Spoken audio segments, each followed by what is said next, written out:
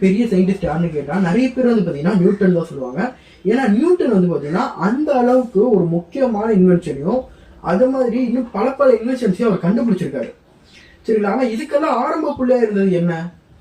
அந்த ஒரு ஆப்பிள். படிக்கலான்ட்டு ஒரு மரத்தடியில் உட்காந்ததுக்கு ஒரு ஆப்பிள் தலையில விழுந்துருச்சுங்க, தெரியாம ஒரு தலையில.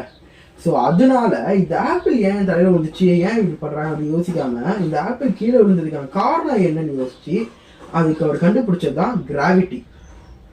ஸோ இப்போ யோசிச்சு பாருங்க, அவரோட முதல் இன்வென்ஷனே கிராவிட்டி தான். அதுக்கு ரீசனாக இருந்தது மரத்துலேருந்து விழுந்த ஆப்பிள். ஸோ இப்போ இந்த ஆப்பிள் வேலை இல்லைன்னா அந்த அந்த மரமே இல்லை. சரிங்களா? அவர் மரத்தடியிலே உட்காரல, ஏதோ ஒரு வீட்டுக்கு பில்டிங்ல உட்காந்துக்கிட்டாருன்னு வச்சுக்கலாம். அப்போ திரும்பி அவர் அந்த மாதிரி இன்வென்ஷன்ஸ் கண்டுபிடிச்சிருப்பாரா, இல்லை கிராவிட்டி அப்படின்னு ஒரு விஷயம் உண்மையாவே இருந்திருக்குமா? நம்மளுக்கெல்லாம் இவ்வளோ பெரிய இன்வென்ஷன்ஸ், இவ்வளோ பெரிய க்ரோத் நமக்கு டெக்னாலஜி வைஸாக நடந்திருக்குமா?